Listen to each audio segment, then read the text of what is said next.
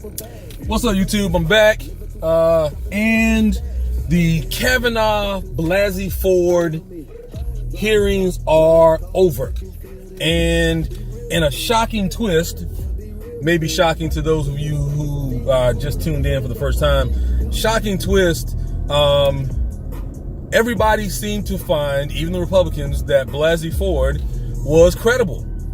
But that didn't stop them from advancing Kavanaugh out of the Judiciary Committee. 11 Republicans voting in favor, 10 Democrats voting no.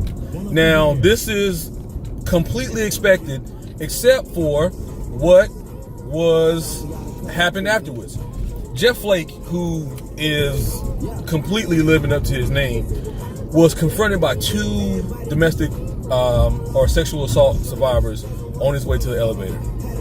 He voted in the committee to advance Kavanaugh to a floor vote, but once he got there, he called for an FBI investigation into Blasey Ford's allegations against Kavanaugh.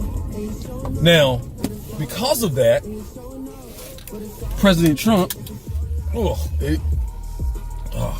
even the words get hung in my throat, agreed and relented for a partial investigation, not a partial investigation, but kind of an express investigation that would be completed in less than a week into the allegations and the past. Now, some of the witnesses that Ms. Ford, Dr. Ford, pointed out that would be there, Mark Judge, some of the other people, are subject to be subpoenaed by the FBI. Now, many of Kavanaugh's college classmates who refute his choir boy image all through college are now just kind of busting at the seams to come out and say, hey, this guy's a liar, blah, blah, blah. Now, none of this, no matter what the FBI report says, has any real impact on the vote. He can still obviously be confirmed by a simple majority of 51 votes in the Senate, and the Republicans got a 51-49 advantage. So all of this could be for nothing. Dr. Ford could come out up in her life, can be completely vilified by the public. All this stuff could happen, and he could still end up on the Supreme Court. Now, the one thing that happened that are given a lot of judicial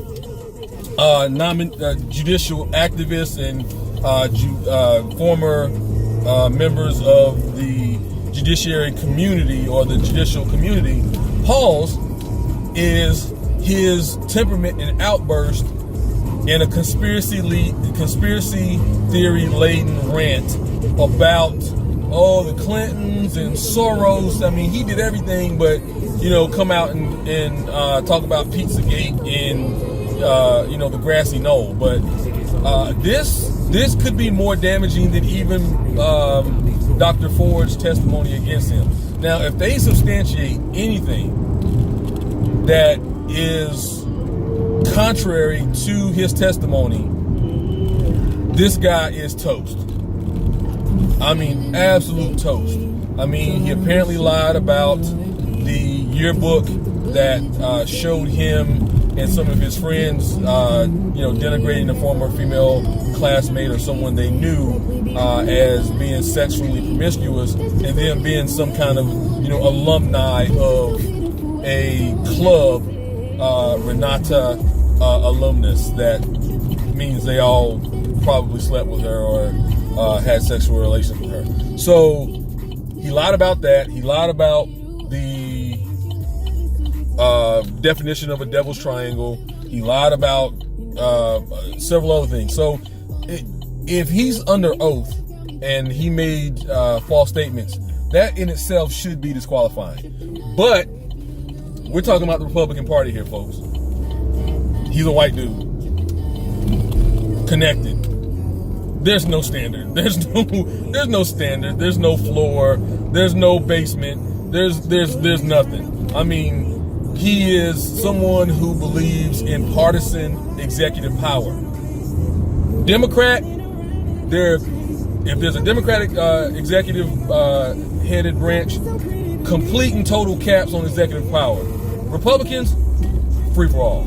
So this guy's dangerous. He has no business being anywhere near a lifetime appointment to the courts, and the Republican Party needs to get him confirmed before the midterms. Now, if this fails, two things are going to happen politically. The Republican base may be in full revolt. Republicans are already facing a near catastrophic House vote in terms of they're losing their majority in the House. Hypothetically, the Republicans could have expanded their power in the Senate.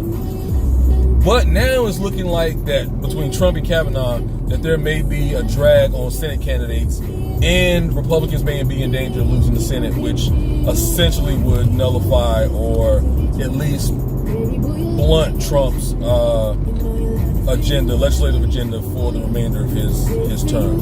So this could be devastating to the Republican Party, not just in Washington, but across the country.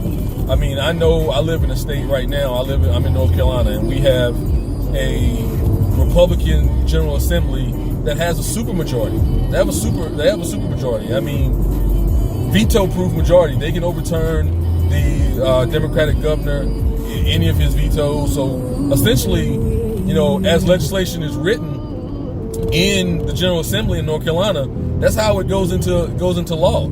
So if the albatross that is Donald Trump and the conservative policies that have been put forth in the last 2 years, if it has the weight that it looks like it has, you could end up seeing governors' mansions and state houses and state congresses change hands in historic proportions. So, Republicans really are skirting with danger here, and I can't believe that this would be the hill that they died on. Unfortunately, they're so opposed to putting women in positions of power.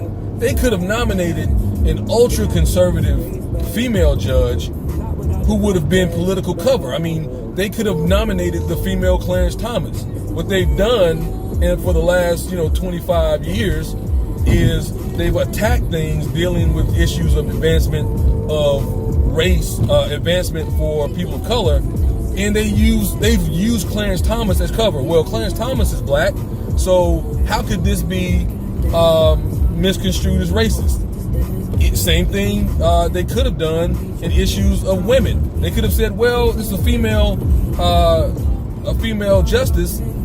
How can you say this is misogynist? But they missed the opportunity.